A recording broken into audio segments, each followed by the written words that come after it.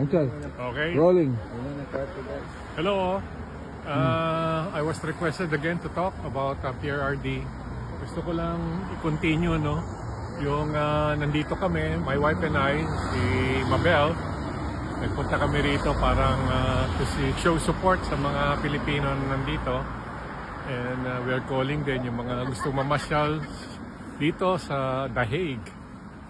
Maganda po rito, magandang weather. Lalo na ngayon, it's summer, nagustuhan namin. But it's cold for us kasi galing kami sa Pilipinas. Ako yung, dati, experience ko lang yung lumipad ako kay PRRD noon. Ako yung piloto. Ang kasama ko noon si former President, PRRD, Senator Bongo. Ngayon, tinawagan nila ako to fly them.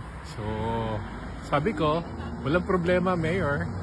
So, ginamit namin yung helicopter ni Pastor Tibuloy nun. Alam niyo ba kung saan kami nagpunta?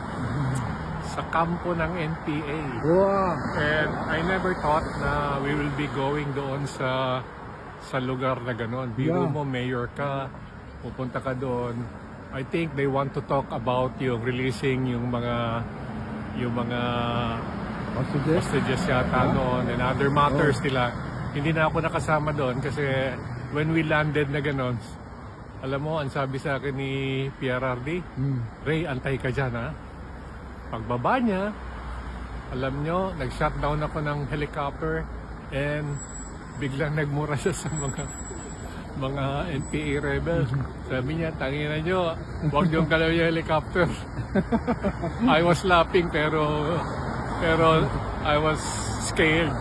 Kasi alam mo, tinan mo yung mga, I was with a former military noon, Air Force pilot.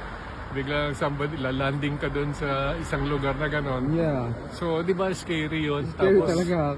wala akong baril.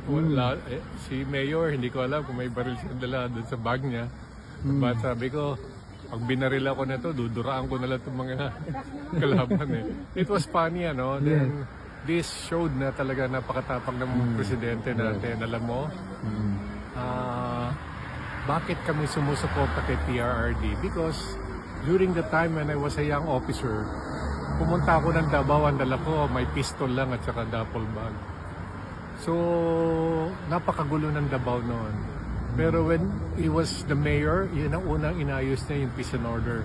Until such time, yung mga investors, they came over sa Davao investing ngayon.